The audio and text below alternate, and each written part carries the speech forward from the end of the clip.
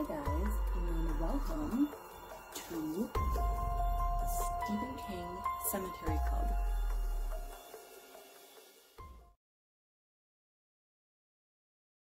Chapter 16, Eddie's Bad Break.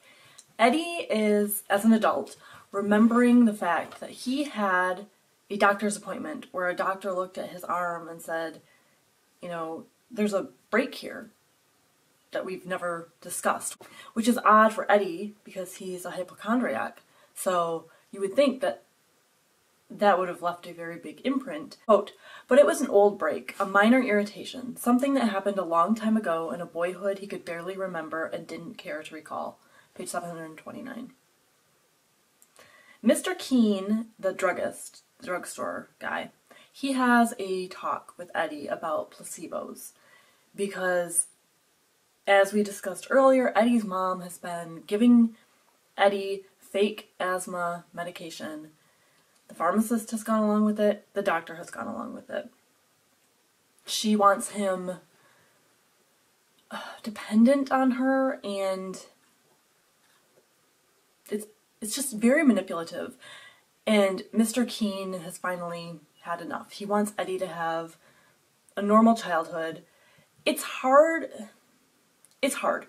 You know, I don't think we should be lying to kids. I actually have a problem with lying to children, even about Santa Claus. I don't think it fosters a good relationship if your child finds out that you have taken advantage of their trust. So, Mr. Keene, he takes Eddie into the back room, and it's a very intense scene in that it's a kid being told by an adult that people have been lying to him, that his mom has been lying to him, that it's not harming him physically, but it's harming him mentally. And Eddie is really scared. And King kind of leans into the authority figure and the almost pleasure that Mr. Keene is getting from this.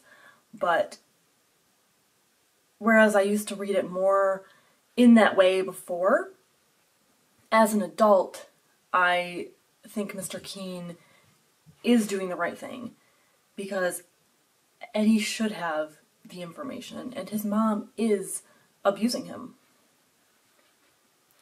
Quote, all I'm telling you, Eddie, is that you're not physically ill. Your lungs don't have asthma. Your mind does. Page 741. And Eddie kind of realizes that Mr. Keene is telling the truth.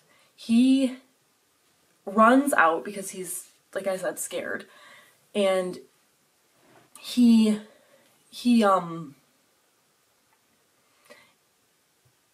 runs away, and as he's running away, the seed has already been planted. So he realizes that on his asthma inhaler, it says administer as needed.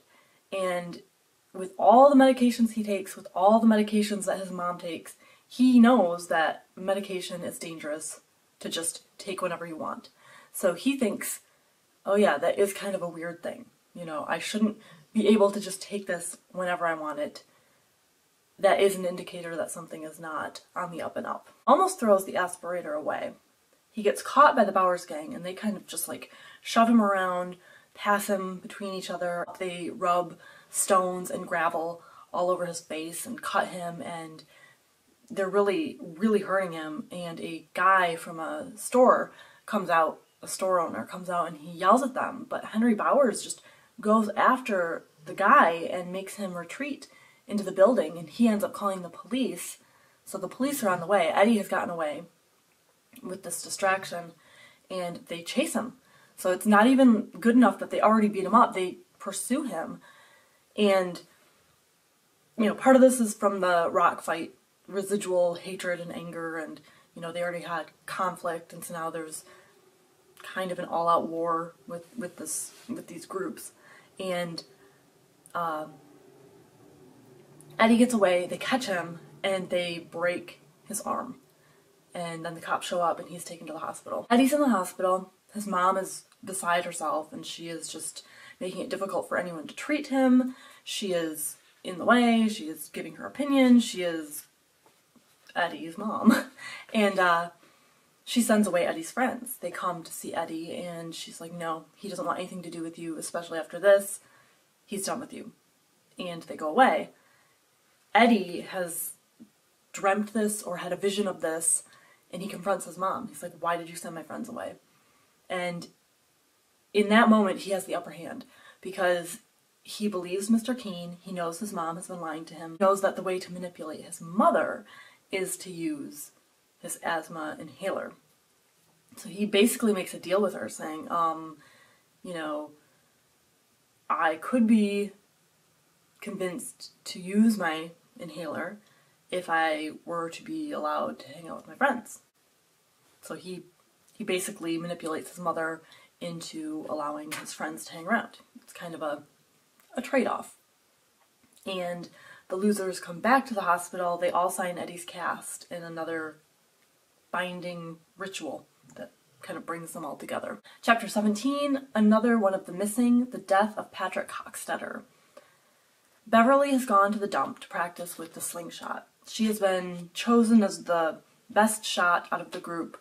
She is able to consistently hit the target, so she is going to be in charge when they're trying to kill it. She's going to be in charge of the slingshot. She has gone to the dump to kind of practice her shooting, and she happens upon the Bowers gang, some of them, in the dump. She thought it was her group because she heard talking and laughing, and so she kind of just walks right up and sees that it's not safe, not her group, not where she should be, and she quickly ducks down, but she can't escape because the way she came in was very exposed because before she hadn't been worried. So she peeks at the boys and they're lighting farts in the dump. So she kind of has to like sit around and wait for them to be done and hope that they don't see her. So once everyone leaves, Patrick sticks around, and I guess he's kind of almost a psychotic, he's basically a sociopath, because we find out some things about Patrick. We find out his backstory. He smothered his baby brother to death, his baby brother Avery. He came home from school one day, held a pillow over the kid's face when it was in the crib, and basically just waited for it to die.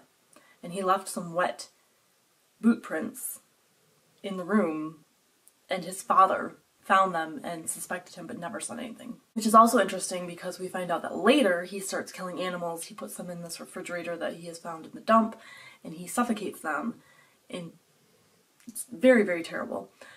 But usually a person starts with animals and progresses to killing humans, but he went right for his baby brother, then started killing animals after.